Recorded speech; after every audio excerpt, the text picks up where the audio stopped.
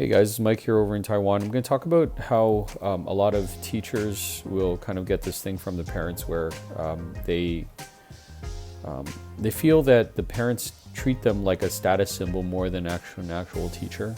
And I don't know if I've necessarily felt that myself. I'm kind of like in a different position because I've been here for a while, and I don't want to say that people will look at me like I'm belong here more than other people, I guess, but at the same time, obviously I have like my mannerisms and like the way that I'm with people, so I don't think that's really. But as an English teacher in Taiwan, they're gonna judge you based on your accent. They're gonna judge you based on kind of like your teaching methods. But for me personally, the way that I've adopted their teaching methods, I think they don't really question me. If you kind of like do like some type of weird thing that's just out of like, maybe you like went online and said that this is what they're doing over in like Europe or something like that, then they're obviously going to rebel against you and say, well, we don't really do that over here, blah blah blah, right? The thing is that what I'm trying to say is that I don't want to say xenophobia is real in Taiwan, but when you okay, let me kind of tell it to you like this.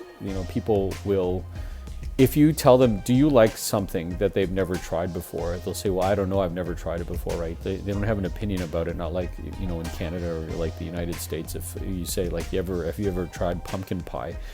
They'll say, well, it doesn't really look like it's that appetizing, so maybe I won't like it, right?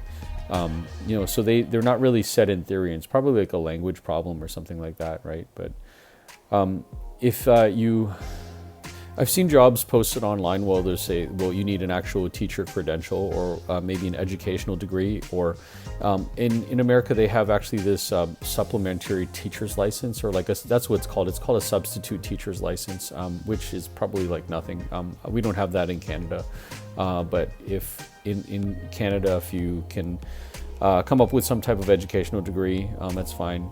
There's actually something else that you can do here that I haven't really investigated a lot in, but that will kind of dictate to whoever you're applying to that you're kind of a real teacher.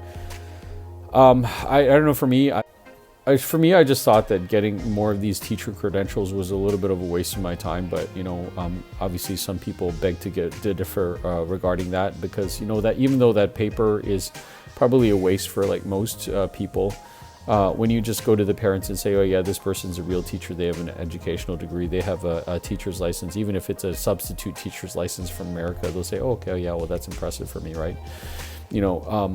I've been to like different places in Asia where people will say, what school have you gone to, right? Like the only schools that they really know are like the top 10 schools in America, like Harvard, Princeton, I guess.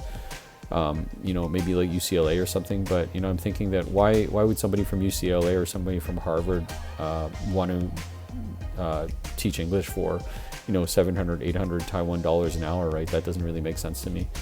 But that's really impressive to people here, right? And people, they do that. They go all the way to someplace over in the States just to get that piece of paper, just to come back to Taiwan, and then just to impress people here that don't really care about like what they're doing and stuff. And I don't know. It's weird to me. Even if I was there's some universities in Canada that people don't really know about.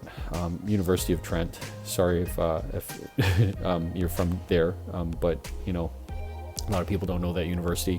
Maybe like University of Las Vegas or something over in the United States. It doesn't matter specifically which ones, right? But people, they don't know about these universities. And if there was somebody that applied and I was like a boss of some place, and they said that I went to this university that nobody knew about, for me personally, from like a Canadian teacher perspective, I wouldn't really care. But some people do care about credentials, some people care about accents, some people care about nationality, some people care about what you look like. For me, I feel like it's a waste of time. But don't teach English in Taiwan if you have a really big problem with that. See you guys later. Bye.